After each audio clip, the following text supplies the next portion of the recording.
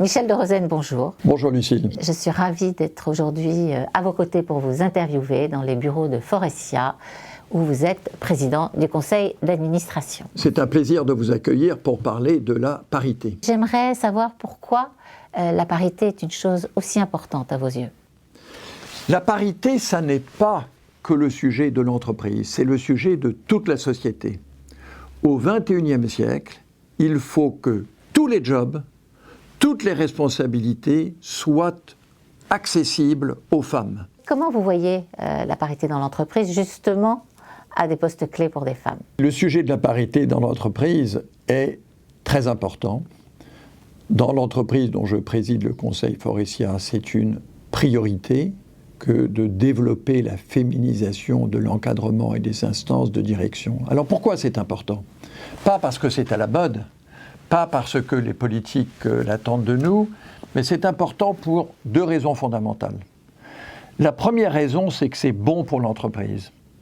Les entreprises les plus compétitives, celles qui réussissent le mieux, sont celles qui sont les plus diverses, qui savent à la fois combiner le talent des personnes âgées et des jeunes, qui savent combiner le talent des hommes et des femmes, qui savent combiner le talent des Français et des étrangers, des créatifs et des moins créatifs. Donc la diversité est une condition du succès pour l'entreprise, et à cet égard, le combat pour la parité fait partie du combat pour la diversité.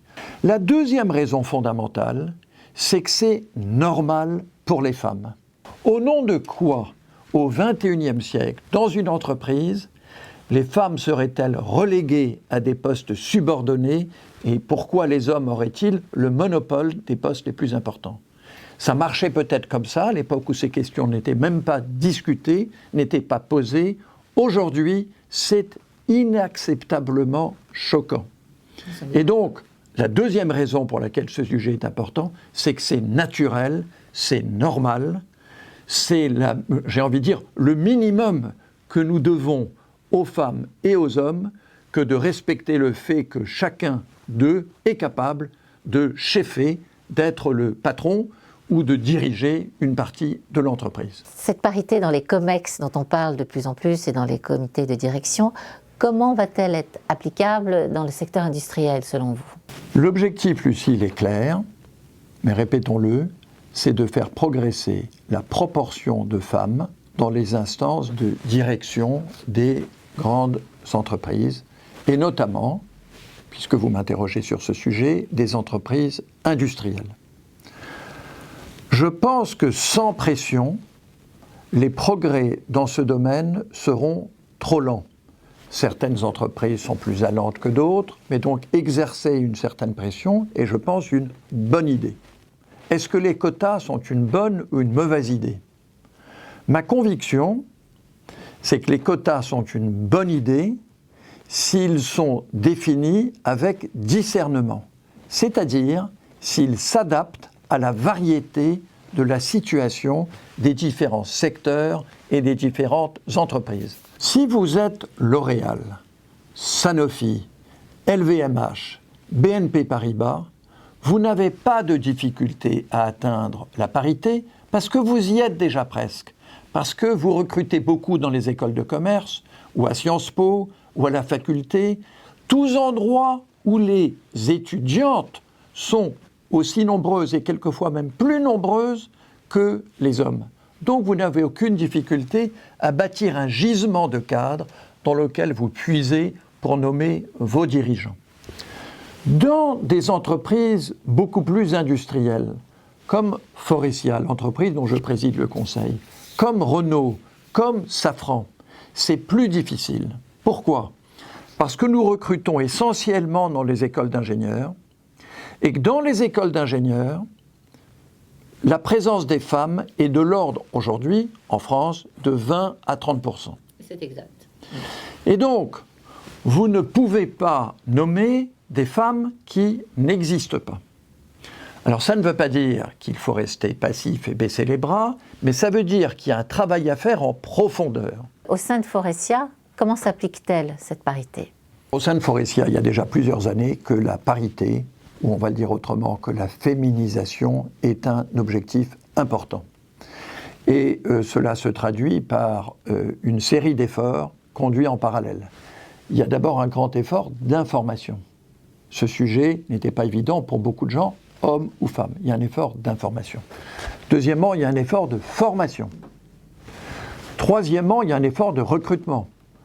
Nous, non seulement à la sortie des écoles, mais à d'autres âges, nous demandons aux chasseurs de tête de nous présenter systématiquement des candidates à côté des candidats. Et nous faisons des efforts importants pour, parmi ces candidates qui nous sont proposés, de choisir des femmes. Quatrième type d'effort, c'est la rémunération variable. Nous avons intégré comme l'un des critères les plus importants de la rémunération variable des cadres dirigeants de la maison, les progrès dans la féminisation, pour que les gens comprennent que ça n'est pas seulement un sujet de discours, mais que c'est du sérieux et que nous avons l'ambition de continuer à progresser. En 2020, dans nos instances dirigeantes, dans les 300 principaux responsables de notre groupe, les femmes représentaient 16%. Notre ambition, c'est d'arriver en 2025 à 24%. Passer de 16 à 24%, c'est une augmentation de moitié. Dans une entreprise aussi importante en effectif que la nôtre, c'est un progrès considérable et c'est aussi un effort considérable.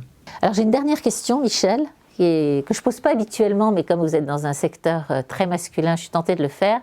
Comment réagissent les hommes face à la montée des femmes ? J'ai personnellement la conviction que la plupart des hommes se rendent compte que cette montée des femmes dans l'encadrement, dans les instances de direction, est une évidence.